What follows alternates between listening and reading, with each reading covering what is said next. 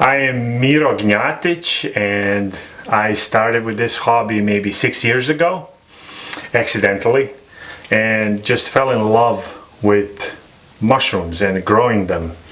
Long story short, I ended up buying one of these blocks and wanted to figure out how to make sand blocks, and right now I'm growing maybe 10 different kinds, and currently 4 different kinds, but usually it's a little more in the summertime.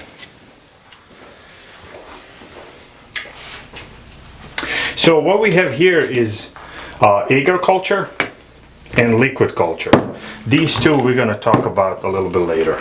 So mushroom gets introduced to this agar and basically eats the material around the agar. So agar is basically algae that grows somewhere in California. It gets dried out, and we mix it with a little bit of sugar and a little bit of compound that mushroom grows on. And when that mixture gets onto this plate, mushroom basically eats it. That's why this plate is white. Similar things happens with the liquid culture. The only thing is it's liquid. Now you guys might ask, how come mushroom can grow on liquid? It can. In reality, you see all this is liquid, but there's a little bit of sugar, different types of sugar. I usually use honey, and basically that's why mushroom thrives on that. So how do they breathe through this? That's very important. There's a very small micropores on these plates that mushroom can breathe, and they don't need truly they don't need much. And on this jar I created a little filter patch that they can breathe through.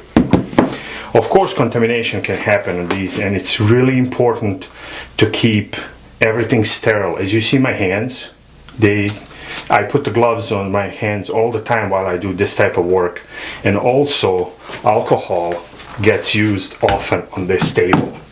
So basically every time I do this type of work, I do it on this table, on this surface, because it's easy to clean, and this machine gets turned on. This is HEPA filter that is really important in this process. I usually turn it on prior, maybe an hour, maybe more, before I do this type of work. And in front of the flow hood, all work needs to be clean. So gloves goes on, I put my mask on, and a lot of alcohol is used, because any little contamination to these bags will get bags contaminated. At that point, I do the transfer with spawn. I take a certain amount of spawn into each bag to populate it with mushrooms, and then we close the bags, leave it on shelf, and after 10 to 14 days, bags should be ready to fruit mushrooms. So now spawn we're going to use to inoculate the bags with. So these bags that you see behind me, all these are already spawned or inoculated prior. Some of these are inoculated maybe a week ago, and some of these are like 2 weeks ago. The difference is that mushroom already ate the substrate, like those on the very top. That's why they're so white, and they are ready to produce mushrooms.